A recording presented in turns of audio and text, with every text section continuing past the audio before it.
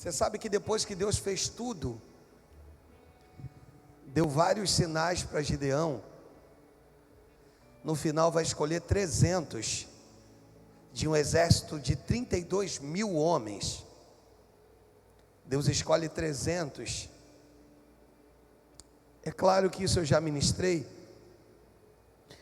O fato de Deus virar para Gideão e falar com ele o seguinte: Gideão, são muitos os que estão contigo. E lembrando que muitos aqui é complicado de entender. Por quê, pastor? Porque o exército inimigo possuía, para cada homem de Israel, eles tinham 15 a mais. Deu para entender?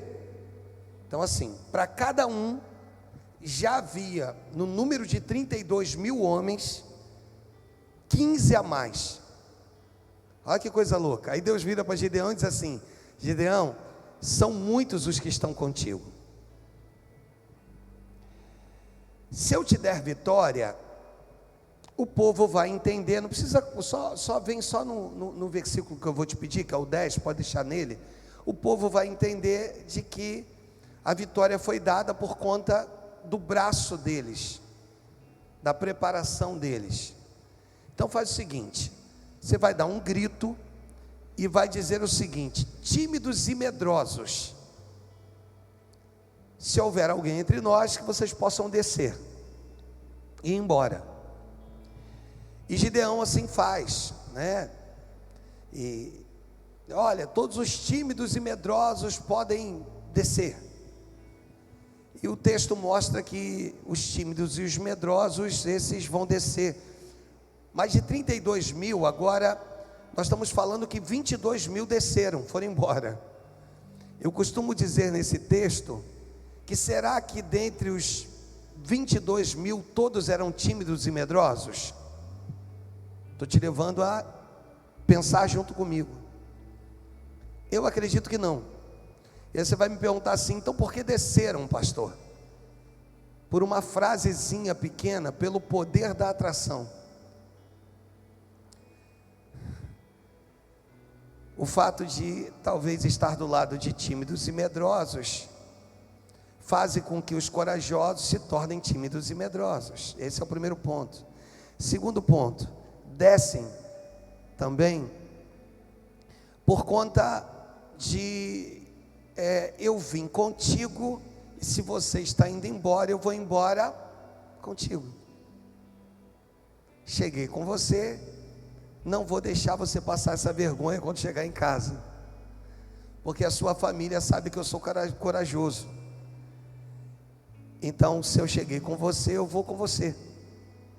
Então eu acredito, palavras do Alexandre, que acredita que muitos que foram embora não eram tímidos e medrosos, mas por estar do lado de tímidos e medrosos, eles acabam indo embora. Por quê? Porque tem a questão da atração.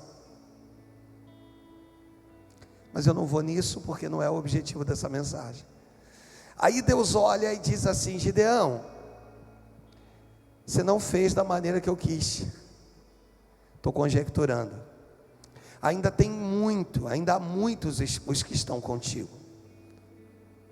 Há muitos com você ainda. Faz o seguinte: leve-os ao ribeiro e deixa que lá no ribeiro eu vou escolher quem fica e quem vai. Aqueles que vão com você e aqueles que não vão com você. E é lindo isso, porque Deus deu a ele a condição de escolha, de dizer: tímidos e medrosos podem descer, mas talvez ele não foi tão claro e tão objetivo assim. E agora Deus vai precisar escolher. E aí o que tem de lindo é: quem eu pensei que ia ficar, não vai ficar. Quem eu achei que não ia ficar, esse vai ficar. É Deus dizendo: vai ficar? Não vai ficar. É Deus escolhendo quem vai ficar. Você está entendendo? Entendeu até aí? Por favor, diga amém. Então, a partir daquele momento, De 10.000 que restam, ou seja, de 32.000, 22.000 descem, vão embora, porque se consideravam tímidos e medrosos. Daí você entendeu. Sobram 10.000. Dos 10.000 agora vão ser escolhidos 300. 9.700 vão sobrar. Eu não sei quantos aqui já serviram a Forças Armadas, com expectativa de servir, e de repente o sargento vira para você e diz: você vai sobrar. 9.700 sobram, 300 vão ficar para guerrear com Gideão. Pastor, o que tem de bonito nessa história? O que tem de bonito é que nenhum nome dos 300 é citado, porque aqui não é uma questão de nome, é uma questão da escolha do céu. Você vai ver que os valentes de Davi têm os seus nomes citados, mas nos 300 de Gideão não tem um nome sequer citado, para mostrar que não é a força nem a capacidade, e sim a unção que vem do alto. Você está entendendo? Diga amém. O que é que significa isso, pastor Orlando? Que dos 10.000 que ficaram, desses 10.000, Deus podia ter escolhido qualquer um deles, porque não era na força do braço, e sim naquilo que eles iam entender dali por diante. Ou seja, Deus viria e os capacitariam para que aquela batalha fosse vencida. Então não é pela capacitação, e sim pela unção. Você entendeu até aí? Por favor, diga amém. Só que Gideão, ou Jerubaal, como queira, está com muito medo ainda. Diga para quem está ao teu lado, diga assim: Deus entende o tempo que você tem medo.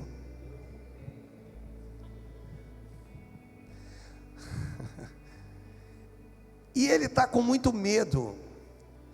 E no versículo de número 10, o texto diz assim: se ainda temes atacar os midianitas, no texto não diz isso, mas os midianitas são eles. Se ainda temes atacar, desce com o teu servo Pura ou Purá ao arraial, deixa eu complementar aqui, dos teus inimigos, e ouvirás o que dizem. Depois, fortalecidas as tuas mãos, descerá contra o arraial. Então desceu ele com seu moço Pura ou Purá até a vanguarda do arraial. No versículo 12 diz que os midianitas, os amalequitas e todos os povos do Oriente cobriam o vale como garfanhoto em multidão. Irmãos, isso aqui é loucura. Cobriam como garfanhoto em multidão, é o que diz o texto. E eram os seus camelos em multidão inumeráveis, como a areia que há na praia do mar. Aqui ele vai dando toda uma... eu acho que a riqueza de detalhes aqui é muito grande, de mostrar que o número do exército dos midianitas, né, era um número tão exorbitante, tão grande, que inicialmente não podia ser contado. É claro que existe diferença entre as coisas inumeráveis e as coisas enumeráveis. Com E, significa que elas podem ser contadas. Com I, significa que elas não podem ser contadas. E você vai observar que existe aqui um exército muito grande, como aí ele vai colocar aqui no vale como garfanhotos em multidão. No versículo 13 vai dizer que chegando pois Gideão, eis que certo homem que está contando um sonho ao seu companheiro disse: tive um sonho. Ele está chegando perto de alguém e essa pessoa vai dizer assim: eu tive um sonho. E ele vai ouvir o sonho do cara junto com o seu moço. Eis que um pão de cevada rodava contra o arraial dos midianitas e deu de encontro à tenda do comandante, de maneira que esta caiu e se virou de cima para baixo e ficou assim estendida. Deixa eu ler de novo, porque como é um sermão textual, para você entender. Ele está chegando e de repente ele ouve alguém conversando com uma outra pessoa, dizendo: eu tive um sonho. E ele agora, junto com o seu moço, vai ouvir o que aquele cara espavorido está contando como sonho. E aí essa pessoa vai dizer assim: eis que um pão de cevada, repita comigo, um pão de cevada rodava. Pastor, por que um pão de cevada? É claro que um pão de cevada é a representação de Gideão. Mas por que um pão de cevada? Porque o pão de cevada era o pão mais barato de consumo das pessoas com menos posses. Então essa questão do pão de cevada, de ser um pão de acesso aos mais inferiores, está mostrando a grandeza de Deus.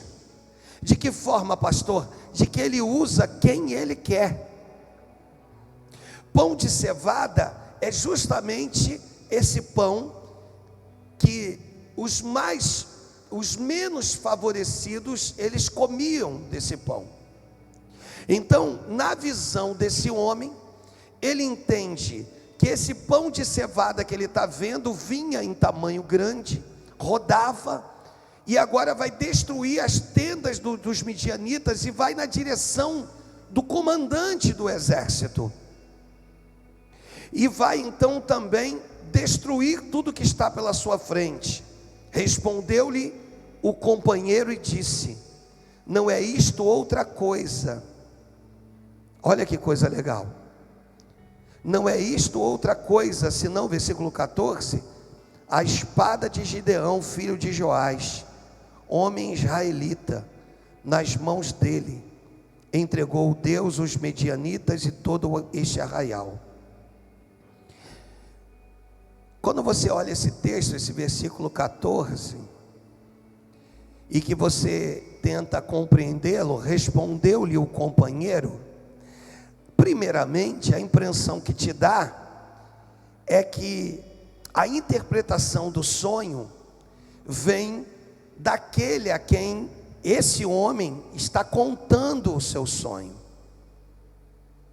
Dá uma impressão de que, se eu estou contando o meu sonho para o Leandro, e o texto diz que o companheiro interpretou o sonho, a impressão que dá é que quem interpreta esse sonho é aquele que está ouvindo o sonho, mas não é.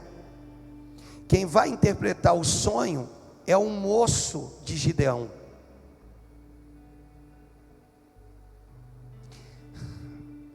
Posso já liberar para você uma coisa? Primeira, caminhe do lado de pessoas com visão. Segundo, caminhe do lado de pessoas com visão e com unção. Terceiro, caminhe do lado de pessoas com visão, com unção e com interpretação. Quarto, caminhe do lado de pessoas com unção, com visão, com interpretação e com discernimento de espírito. Quinto, caminhe do lado, eu estou com medo de eu me perder aqui, irmãos. Caminhe do lado de pessoas, me ajuda, vai. Com visão, discernimento de espírito e que seja servo. Quando Deus fala com Gideão, pura, não se adianta, não vai à sua frente, espera ser chamado, respeita a autoridade, pura,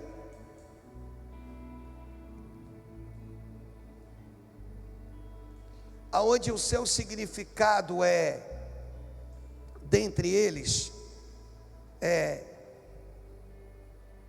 quem se desvia do mal, quem não se corrompe. pura significa valioso. Você achou aqui que eu vim para pregar de Gideão? Eu vim aqui para falar de pura. Eu vim aqui para dizer que Deus sempre sustenta alguém do teu lado quando você menos espera e quando você mais precisa. Eu vim aqui para te dizer que nem todo mundo está aqui para tacar pedra em você, que Deus preservou alguém dizendo: eu acredito em você, eu acredito no teu ministério, eu acredito na tua história, eu acredito na autoridade que Deus deu a você. Por hora nenhuma vai ultrapassar a autoridade que está sobre Gideão. Muito pelo contrário, o seu espírito, eu fui estudar um pouco sobre ele, irmãos. O seu espírito é um espírito excelente, um espírito inclinado para servir.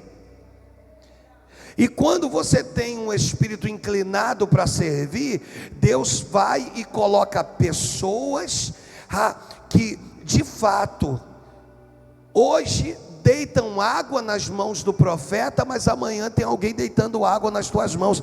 Falei essa frase e de repente você não entendeu, mas eu te explico. Você sabe que o pai dos profetas é Elias. Elias gera um sucessor que é Eliseu. Eliseu é conhecido por fazer o dobro de milagres, promover o dobro de milagres no Senhor que Elias promoveu. Mas não é isso que faz de Eliseu ser quem ele foi. O que faz de Eliseu ser quem ele foi é o fato dele ter sido conhecido como aquele que deitava água nas mãos do profeta Elias.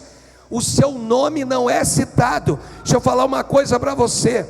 Às vezes nós queremos reconhecimento, mas a Bíblia não dá reconhecimento aos 300 de Gideão, dando a eles o nome deles como nome citado. Por quê, irmãos?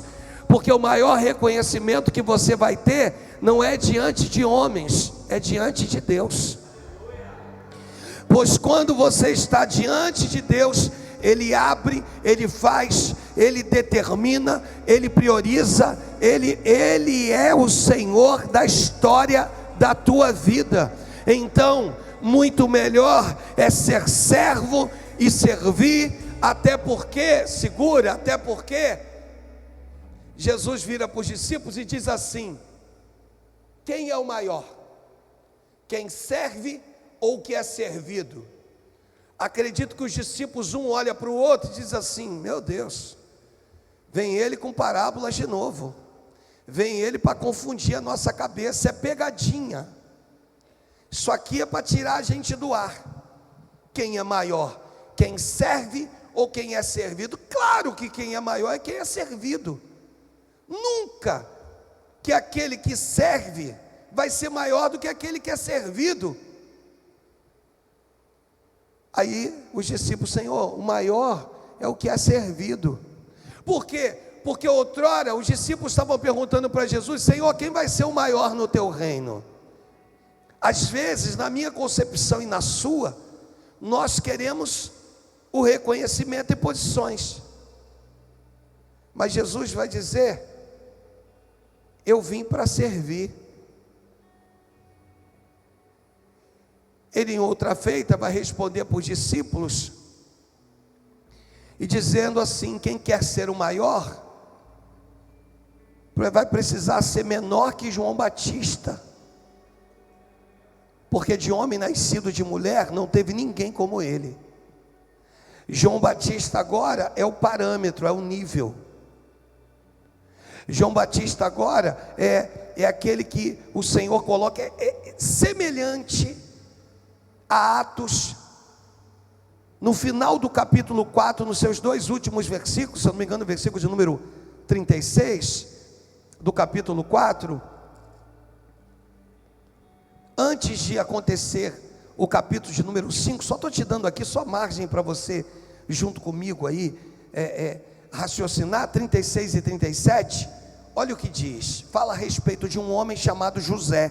O que o texto diz? Fala a respeito de um homem chamado, a quem os apóstolos deram o sobrenome de Barnabé. Aí vai dizer assim, que quer dizer filho da exortação. Aí o texto diz assim, que Barnabé era o quê? Levita. Repita comigo, levita.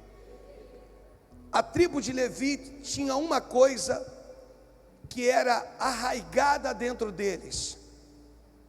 O que, pastor? Não construir nada, não ter o direito de ter posses. De repente, um dia Barnabé se converte. Nesse mesmo culto que Barnabé está, também tem um casal chamado Ananias e Safira. No mesmo culto em que, estou conjecturando, quando eu falo de culto, em que um está, o outro também está. O auge da conversão de Barnabé é o entendimento dele de saber que ele era levita e que construiu coisas, adquiriu bens. No versículo de número 37, o texto diz como tivesse um campo.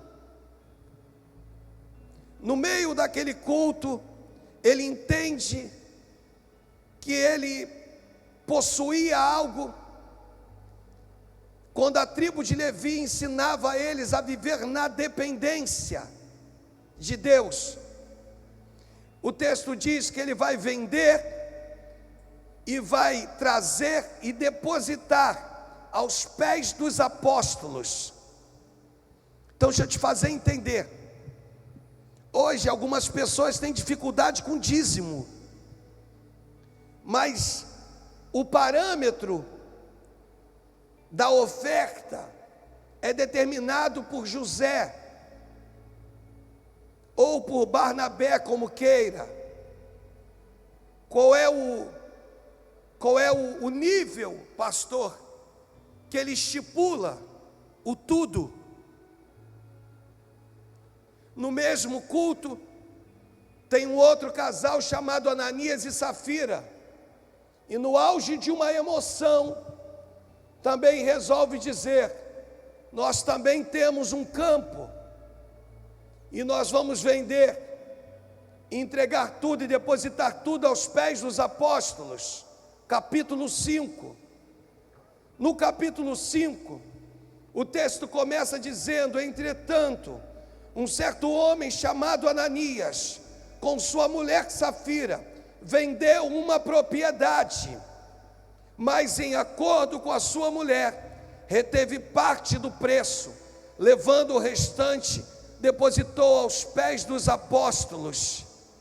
Depois que Barnabé, irmãos, guarda isso para tu nunca mais esquecer, oferece o tudo dele, dali por diante, Deus não receberia menos do que isso.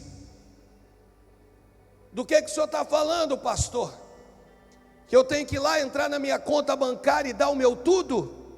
É muito mais que isso. Eu estou falando do nível de oferta que você já deu um dia, do nível de oferta que você já foi um dia e que você não tem sido nos dias atuais.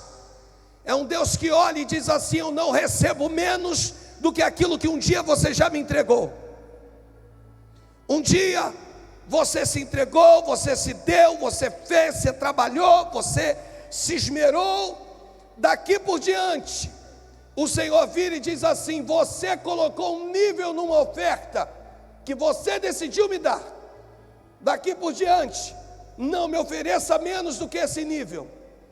Não são valores, é mais que valores. Agora eu falo da sua vida.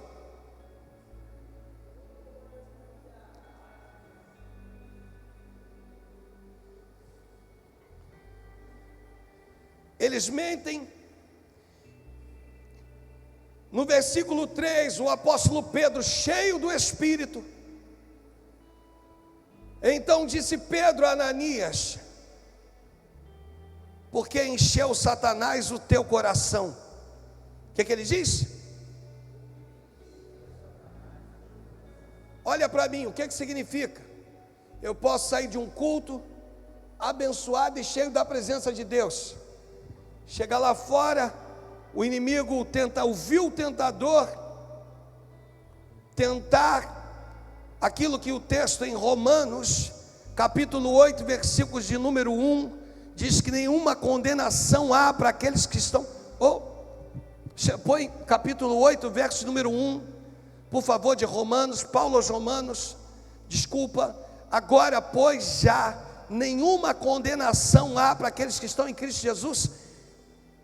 Eu posso sair de um culto aqui com essa certeza no meu coração, e pode chegar lá fora e o vil tentador me assediar, me contaminar e me prejudicar.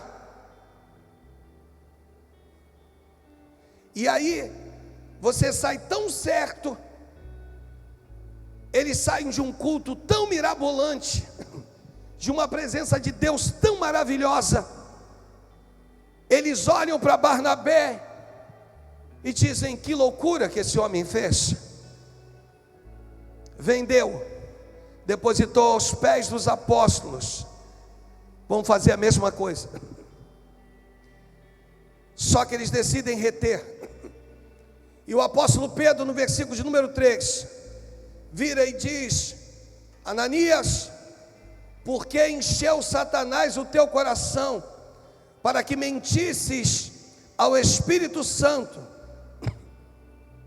reservando parte do valor do campo, conservando-o, porventura não seria seu? Para que fez um voto de tolo? Para que falou e não cumpriu?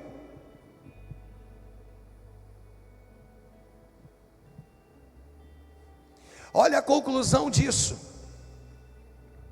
E vendido não estaria em teu poder? Como, pois, assentasse no coração este desígnio, não mentistes ao homem, aos homens, perdão, mas a Deus. Ouvindo estas palavras, Ananias caiu e expirou, sobrevindo grande temor a todos os ouvintes. Levando-se, os moços cobriram-lhe o corpo, levando-o, sepultaram. Quase 3 horas depois entrou a mulher de Ananias, não sabendo o que ocorrera. Então Pedro, dirigindo-se a ela, perguntou: dize-me, vendeste tanto aquela terra? Ela respondeu: sim, portanto. Tornou Pedro: porque entrastes em acordo para tentar o Espírito do Senhor.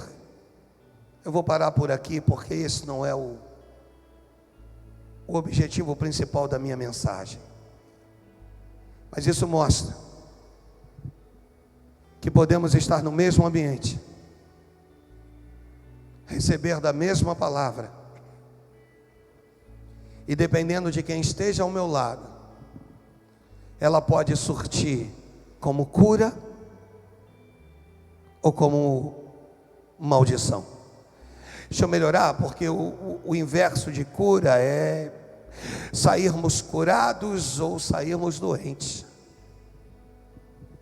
Simples assim. Dali por diante, Barnabé coloca um nível na oferta: o tudo. Qual é o nível dele? O tudo. O que significa isso, pastor? Ou tu volta a dar o teu tudo, ou então, por favor, não dê nada.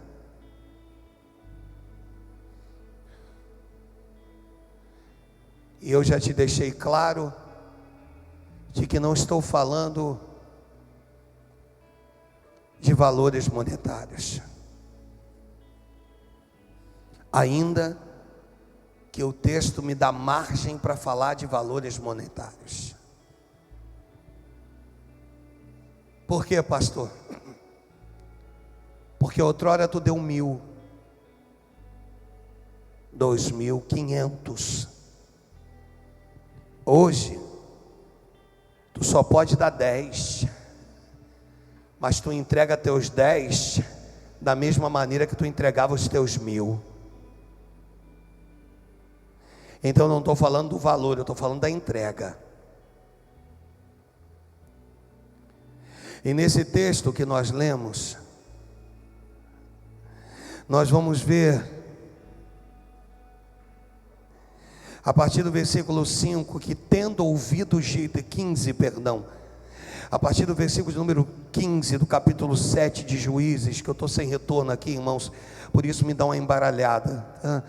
Aqui um pouquinho, diz o seguinte: tendo ouvido Gideão contar este sonho, o seu significado, adorou, tornou ao arraial de Israel e disse: levantai-vos, porque o Senhor entregou o arraial dos midianitas nas vossas mãos. Tu sabe o que é uma palavra poderosa, saído da boca de um ungido, capaz de trazer motivação para um líder? Hã?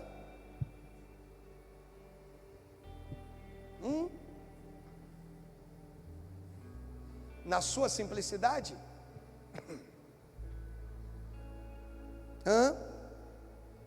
Na sua simplicidade? Como assim? Então o senhor está dizendo que Purá foi instrumento para Gideão? Estou. Então o senhor está dizendo que Purá era moço de Gideão, estava abaixo dele? Era. Então o senhor está dizendo que pode ser que Deus use pessoas abaixo, talvez na hierarquia eclesiástica, para abençoar as nossas vidas? Estou. Claro que estou. Claro que estou.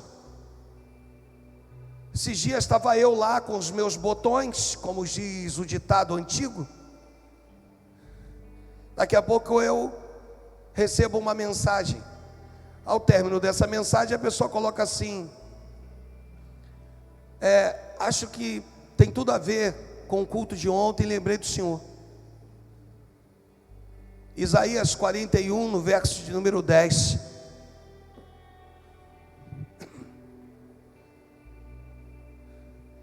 O 9, se coloca o 9, coloca o 9. Tu a quem tomei das extremidades da terra, e te chamei dos cantos mais remotos, e te disse: tu és meu servo, eu te escolhi, e não te rejeitei. Não temas, porque eu sou contigo. Não te assombres, porque eu sou o teu Deus. Eu te fortaleço e te sustento com a minha destra fiel. Sabe o que é destra fiel? A mão direita do Senhor. O texto continua dizendo, ele diz assim no verso número 11: eis que envergonhados e confundidos serão todos aqueles que te perseguirem, serão reduzidos a nada, e os que contendem contigo perecerão. Eu vim hoje dizer para você que existe um Deus que usa pessoas para pessoas. Eu vim hoje dizer para você que o que tem de mais importante é saber quem está contigo, quem está do teu lado, porque quem está do teu lado determina as palavras que vão sair no tempo da sua aflição, no tempo da sua dúvida, no tempo do seu medo. E aí, de repente, aqui é uma inversão de valores. Quem deveria de contagiar o povo era Gideão, Jerubaal, mas não, quem vai contagiar Jerubaal é o seu moço, é o seu servo, é Purá. Ele é que vai virar e vai dizer: meu Senhor, já entendi tudo que está acontecendo aqui. Esse pão de cevada representa o Senhor. O Senhor que eu digo, o Senhor Gideão. E olha, ele vai rolar sobre o acampamento dos midianitas. Nós vamos vencer essa batalha. E aquelas palavras são tão poderosas, que elas entram, elas penetram. E aí, Gideão agora volta fortificado. Até para o dia da tua fraqueza, tem que saber quem está do teu lado. Até para o dia da tua fraqueza, você precisa entender quem precisa estar do teu lado. Por quê, pastor? Porque Provérbios vai dizer: se te mostrares fraco, no dia da tua angústia, a tua força será reduzida. O que é isso, pastor? Deus olha e diz assim: eu respeito o teu medo, mas eu vou conservar alguém. Não precisa contar para todo mundo, não precisa falar para ninguém, ou para todos, Mas Deus sempre vai colocar um ombro amigo, irmãos. Você está entendendo? Para quê?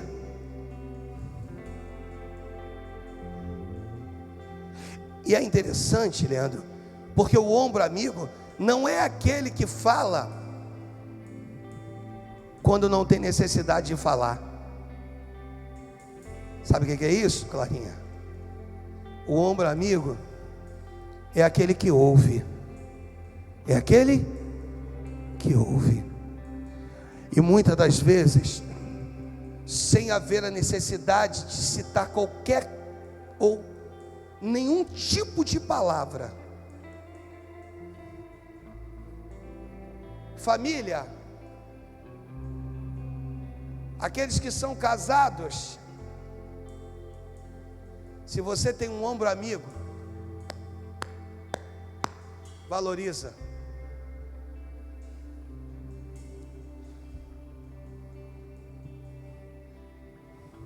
Porque tem dia que é dia só de chorar, irmãos.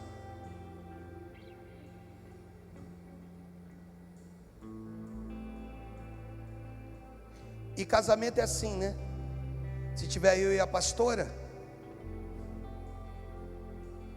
as nossas conversas, os filhos não têm noção. E esse é um costume nosso, tá, irmãos? Queria que toda casa fosse assim.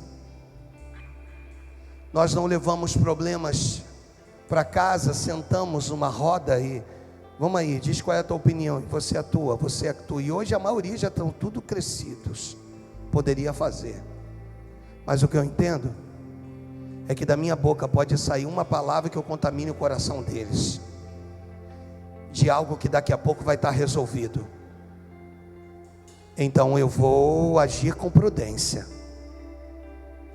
Quem tem condições de ouvir é a minha metade. E de repente nem tudo. Olha para o pastor, porque isso é muito sério. Homens de Deus, de repente nem tudo. Sabe por quê? Vão ter coisas que Deus vai dar para você e tu vai engolir calado, e tu vai virar para ela e vai dizer: amor, desculpa, mas hoje, porque se de repente você passa para ela tudo, você sai dois feridos, e não é o objetivo. Hoje eu quero te dizer que o servo desce, vai ao arraial dos midianitas, e Deus vai usar ele para interpretar o sonho de alguém.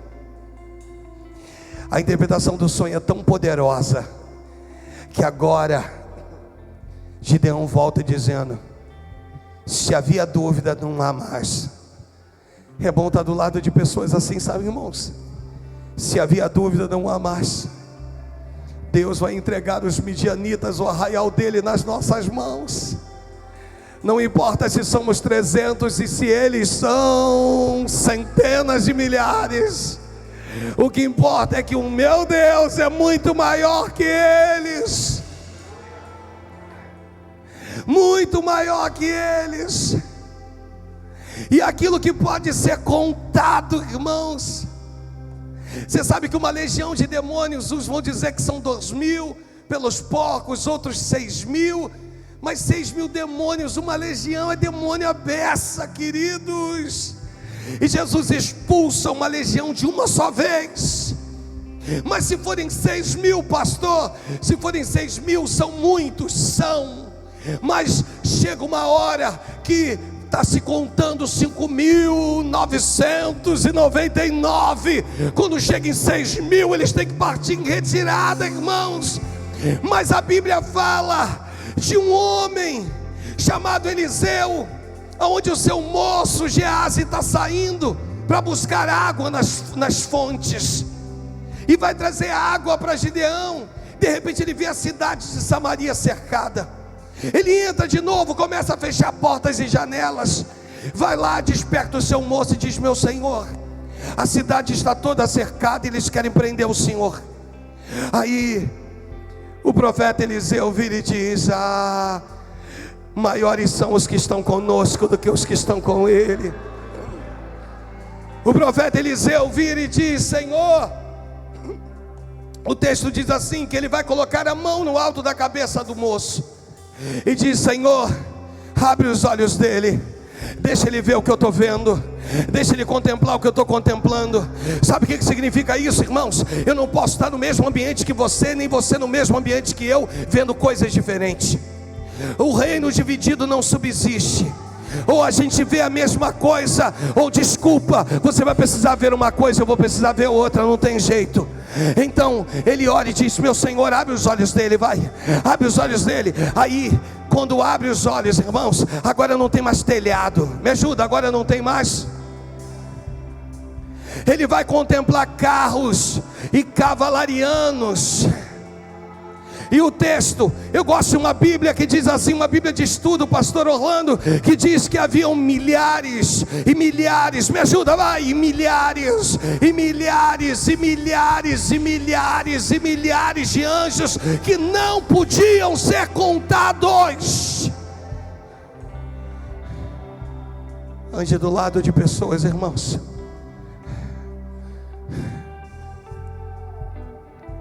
que tem a visão, que tem interpretação, que tem discernimento de espírito, cheia de unção. E eu tenho certeza absoluta que no tempo certo, no momento certo, hoje Deus começou a me dar, eu queria poder compartilhar com vocês, mas não posso ainda, só no culto de virada. O que nós vamos fazer para o ano que vem, irmãos? Deus começou a me encher hoje com isso. Eu disse: Deus, esses dias eu falei: Senhor, o que está havendo? Porque outrora, em outros anos, já tinha vindo alguma coisa. E o Senhor, agora você parou para ouvir a minha voz. E se você parou para ouvir a minha voz, pega a tua caneta, pega teu caderno. Está ali, irmão, está no meu gabinete ali. Pega, eu compartilhei com os pastores no gabinete. Pega a tua caneta e agora começa a redigir, começa a escrever. Sabe, Deus tem algo maravilhoso para janeiro, para fevereiro, para março, para abril, para maio, para junho, para julho, para agosto, setembro, outubro, novembro e dezembro, para a tua vida, em nome de Jesus. Deus vai nos fazer romper nesse tempo, irmãos, em nome de Jesus. Escuta isso, escuta o que eu vou te falar. Quando pisarem na tua terra, quando eles pisarem na tua terra, a impressão deles é que eles estão indo para te abençoar. Eles vão deixar a bênção, porque a bênção não vem deles, vem de Deus. Eles não têm como reter, a bênção vai ficar. Mas quando eles pisarem na tua terra, automaticamente eles saem abençoados. Você vai ver pessoas que vão vir para te abençoar, que quando pisarem na tua terra, irmãos, vai chegar o testemunho, dizendo assim: eu vim para liberar algo para você. Eu estou aqui hoje para liberar algo na tua vida. Mas depois que eu liberei, que eu pisei na tua terra, você não tem noção do que houve comigo. Você não tem noção do que Deus fez comigo. Então se prepare. Ande do lado de homens de visão. Ande do lado de homens que se sujeitam. E o milagre vai acontecer, irmãos. O milagre vai acontecer. Escuta o que eu estou te liberando para você hoje. Escuta o que o Espírito Santo, eu nem sabia, nem me preparei para esse culto de hoje. Isso aqui foi Deus que me deu agorinha ali no gabinete. E disse assim: eu quero que você fale isso aqui. E quando eu vi isso aqui, eu fui lá. Eu tenho um livro que diz quem é quem na Bíblia. Eu fui lá estudar um pouquinho sobre Purá. E aí eu disse: Senhor, isso aqui é rico demais. Senhor, isso aqui é poderoso demais. Então Deus hoje vira para nós, para mim, para você, e de quando eles pisarem na sua terra, irmãos, eles vão ser abençoados. Então, a partir de hoje, escolha bem quem está do teu lado. Escolha bem quem caminha do teu lado. Eu tenho que melhorar isso aqui. O Espírito está me mandando falar, eu preciso falar. Eu preciso falar. Eu preciso falar. Segura. Não é qualquer pessoa que pode entrar na tua casa. A partir de hoje, Escuta, não é qualquer pessoa que pode entrar na tua casa. Por quê, pastor? Porque esse é um tempo de preparação, de transformação. Você acha que não tem nada a ver, mas tem. Você pensa assim,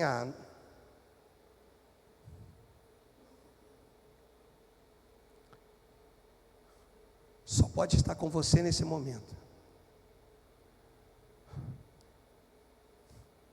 pessoas de visão, com unção, com discernimento de espírito.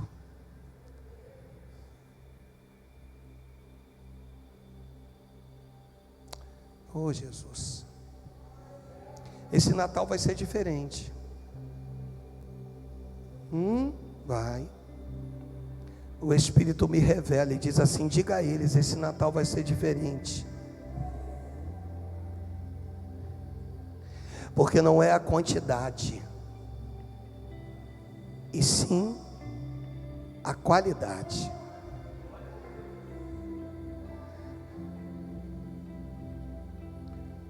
Um dia eu virei para o Caio está aí atrás. Ele veio conversar comigo e disse assim: pastor, eu quero fazer uma faculdade, já está adiantado, e a faculdade tal. Eu ouvi, deixei ele falar, virei para ele: posso te falar algo? Ele falou: pode. Quanto é a mais para você fazer a faculdade tal? Aí ele disse: pastor, onera, vou procurar saber, mas deve onerar aí uns 200 e poucos reais, 300 reais. E o que você acha da faculdade tal? Aí ele disse assim, eu levei ele uma concepção, disse assim: imagina, daqui a pouco, se os dois estiverem militando, guerreando, labutando da mesma maneira. Ele falou assim: pastor, a partir daquele momento da nossa conversa incendiou meu coração. É ele que vai fazer a faculdade, é ele que vai concluí-la em nome de Jesus, é ele que vai se formar e é ele que vai viver dos benefícios. Mas o fato de ter alguém do lado para dizer assim, ó, vai por aqui, cara. Ele foi lá, viu que não era um bicho de 7 cabeças, viu que dava e foi, e está cursando. Você está entendendo? Diga amém. Então assim será na sua vida. Deus vai colocar pessoas, ainda que o teu nível esteja acima do deles, mas vai colocar pessoas que vai trazer uma palavra de sabedoria. E o pastor, de repente, Mauro Sérgio veio e disse: pastor, Deus me deu essa palavra aqui, Harambi. E eu disse: cara, que palavra é essa? Essa aqui, pastor, e tal. Aí eu fui lá, fui dar uma estudada na palavra e tal. Aquilo aqueceu meu coração.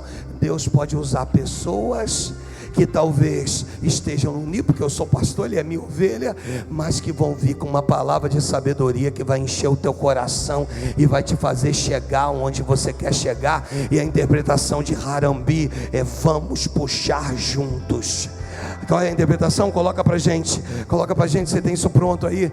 Essa mensagem é Harambi, vamos puxar juntos. Harambi é uma palavra queniana. Harambi é um momento em que um poste de madeira pesada está sendo erguido, e os homens estão com cordas tentando erguer esse poste, mas eles não têm mais forças, todas as forças haviam se esgotado, e eles então vão dizer Harambi. Pode colocar só o tema, se tu tiver guardado. Aí eles vão dizer Harambi, quer dizer, me ajuda a puxar. Vamos puxar juntos, vamos. E eu no domingo disse para a igreja: vamos puxar juntos, vamos lá. Sozinho não consigo, mas se você estiver comigo vai dar tudo certo. Então, em nome de Jesus, em nome de, pode colocar, querido, em nome de Jesus. Cadê a imagem? Tem aquela imagem bonita? Não tem mais. Isso, Harambi, vamos puxar juntos, vamos puxar juntos. Sabe, é isso que Deus quer de nós, é colocar pessoas que serão acionadas no tempo certo, no tempo da tua necessidade, para somar com você. Você pode dar uma salva de palmas ao Senhor Jesus? Diga aleluia! Aleluia! Amém, amados? Oh, quantos trabalhadores se preparam?